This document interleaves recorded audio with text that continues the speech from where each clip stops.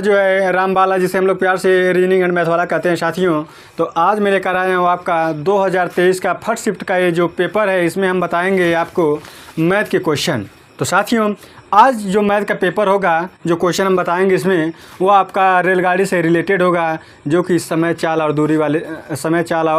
दूरी वाले से रिलेटेड क्वेश्चन होते हैं। ठीक है, तो साथियों, जैसे कि दिया गया एक क्वेश्चन है कि दो रेलगाड़ियां क्रमशः 59 किलोमीटर प्रति घंटा और 32 किलोमीटर प्रति घंटे की चाल से समान दिशाओं में एक ही दिशा में जा रहे हैं। ठीक है, जैसे मान लेते हैं ऐसे ही इनका एक ट्रैक है।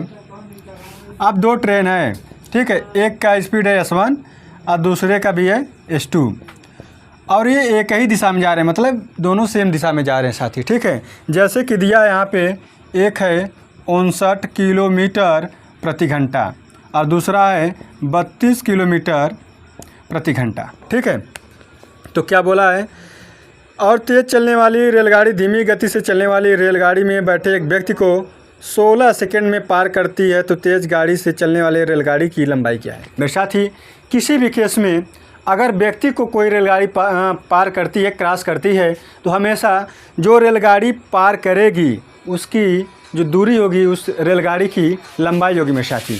तो आप दूरी की जगह उस तेज़ रेलगाड़ी वाले की लंबाई लीजिएगा और क्या करेंगे आप कि चाल और समय में अगर मल्टीप्लाई करेंगे तो उसकी लंबाई आएगी। तो क्या पूछा है, तो तेज़ गति चलने वाली रेलगाड़ी की लंबाई ज्ञात कीजिए। तो मेरे साथी, लंबाई तेज़ वाली, ठीक है, लंबाई, अब ब्रैकेट में जाएगा दूरी बराबर क्या होगा यहाँ पर, जब दो वस्तुएं एक ही दिशा में चले या विपरीत दिशा में चलती हैं तो वहाँ पे चाल की जगह हम सापेक्ष चाल लेते हैं, और जब एक ही दिशा में होती है मेरे साथी तो चाल को क्या करते हैं, बड़े वाले में से छोटे वाले को घटा लेते हैं। तो ये घटाएंगे तो आपका यहाँ पर हो जाएगा S1 माइनस S2 इंटू हो जाएगा T। ठीक है, तब देखो जब घटाएंगे तो ये हो जाएगा आपका 27 गुणे।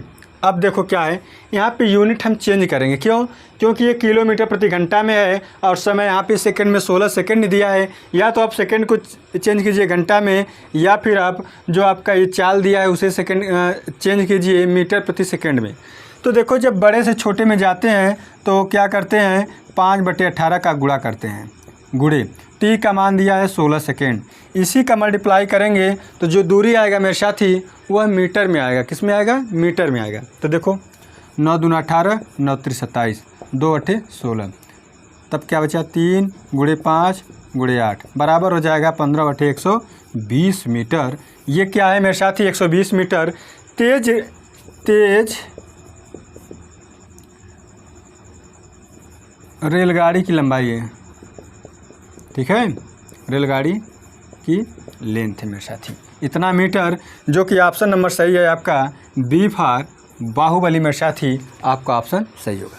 तो अगर इस तरह के क्वेश्चन अगर आए आपके पेपर में, जो कि 30 और 31 को होने वाला है, तो आप लोग इसी तरह लगाइएगा। अगर ये विपरीत दिशा में आते मेरे साथी तो यहाँ पे स्पीड को ऐड कर लेते हैं। तो आप ध्यान दीजिएगा, जब समान दिशा में होगा तो क्या करेंगे, जो चाल होगा उसको घटाएंगे, और जब विपरीत दिशा में होंगे तो चाल को जोड़ देंगे। समय जो होता है वो छपाया रहता है, बस समस्या इस बात की होती है कि जो यूनिट होता है उसी को चेंज करते हैं। ठीक है, जिस यूनिट में चाल होगा उसी यूनिट में समय को लीजिएगा, या जिस यूनिट में समय होगा उसी यूनिट में चाल को बना दीजिएगा और उनका आपस में मल्टीप्लाई करेंगे तो दूरी आएगा या फिर रेलगाड़ी की लंबाई आएगी। ठीक है, तो ऐसे आप लगाइएगा मेरे साथी।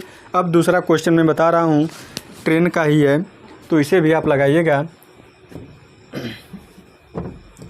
तो देखो लिखा है कि 67 मीटर लंबी ट्रेन 10 सेकंड में 33 मीटर लंबे सुरंग को पार करती है। ट्रेन द्वारा 65 मीटर लंबे प्लेटफार्म पर खड़े एक व्यक्ति को पार करने में लगने वाला समय ज्ञात कीजिए। मेरे साथी, यहाँ पे 65 मीटर लंबा प्लेटफार्म, ये आपको भुलवाने के लिए, आपको बहकाने के लिए यहाँ पे दिया है। यहाँ तो पार कर रहा है एक व्यक्ति को, जब व्यक्ति को पार करती है ट्रेन तो क्या होता है, अपने लंबाई के बराबर दूरी कवर करती है मेरे साथी। ठीक है, इस बात को आप अपने कॉपी में नोट कर लीजिएगा कि जब ट्रेन किसी सिग्नल को, किसी पेड़ को, किसी किसी जो आपका खंभा है या किसी व्यक्ति को पार करती है, उस केस में सदैव अपने लंबाई के बराबर दूरी कवर करती है। ये बातें आप ध्यान दीजिएगा। और लिखा है यहाँ पे 67 मीटर लंबी ट्रेन है। ट्रेन की लंबाई लेंथ बराबर क्या है? 67 मीटर। ठीक है, रेलगाड़ी की लंबाई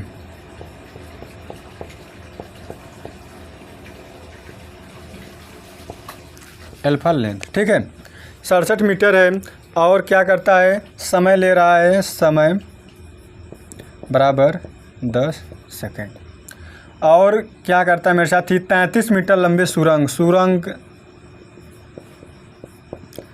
33 मीटर। तो मेरे साथी 33 मीटर सुरंग को पार करने में 10 सेकेंड लेती है। तो चाल बराबर क्या होता है? चाल बराबर हो जाएगा कुल दूरी। क्या होता है? कुल दूरी अब बटे हो जाएगा समय। ठीक है, क्या हो जाएगा? समय, इसमें इनको डालो, समय होगा। और दूरी कुल क्या लेंगे मेरे साथी? 67 और 33 को ऐड करेंगे तो आएगा 100। ठीक है, तो 100 बटा आपका समय 10 हो जाएगा। और जब इसे डिवाइड करेंगे तो 10 मीटर प्रति सेकेंड ये चाल आ जाएगी, चाल ट्रेन की। ठीक है, चलो, तो पूछा क्या है? तो पूछा है कि प्लेटफार्म पर खड़े ट्रेन द्वारा 65 मीटर लंबे प्लेटफार्म पर खड़े। तो 65 का यहाँ पे कोई रोल नहीं है, कोई इसकी भूमिका नहीं है। ये है कि व्यक्ति को पार कर रही है। तो जब व्यक्ति को पार करती है तो जो उसकी लंबाई होता है वही उसका दूरी होता है। समय से आप उसके चाल से आप डिवाइड कर दीजिएगा। ठीक है, तब क्या पूछा? समय पूछा। तो समय बराबर क्या होगा मेरे साथी? समय बराबर रेलगाड़ी की लंबाई अब बटे चाल। यस, ठीक है। तो लंबाई क्या है? 67 और चाल क्या है? 10। तो बराबर हो जाएगा 6.7 सेकंड में आएगा। इतने सेकंड में वह खड़े व्यक्ति को पार कर जाएगी, जो कि ऑप्शन नंबर आपका डी फॉर मेरे साथी दिल मांगे वर्दी आपका सही होगा। तो दिल अगर आपका भी वर्दी मांग रहा है तो आप इस तरह के क्वेश्चन तो एकदम लगा ही लीजिए, पढ़ लीजिए मेरे साथी। क्योंकि आपकी हमने देखा है कि तीन दिनों में जो आपका 6 शिफ्ट में एग्ज़ाम हुआ है, उनमें ट्रेन वाले से क्वेश्चन पूछ ही रहा है कोई ना कोई। ठीक है, तो इस टाइप के क्वेश्चन आ रहे हैं तो आप एक बार पढ़ लीजिएगा। तो साथियों, ये था आज का आपका ट्रेन वाला क्वेश्चन। ठीक है, तो अगले एग्ज़ाम का जो 24 वाला पेपर है उसका भी हम लगाने की कोशिश करेंगे। उसको भी ढूंढ रहे हैं टेक्निकल बॉय आपका। अगर मिलेगा तो आपके सामने ज़रूर लाएंगे। धन्यवाद मेरे साथी।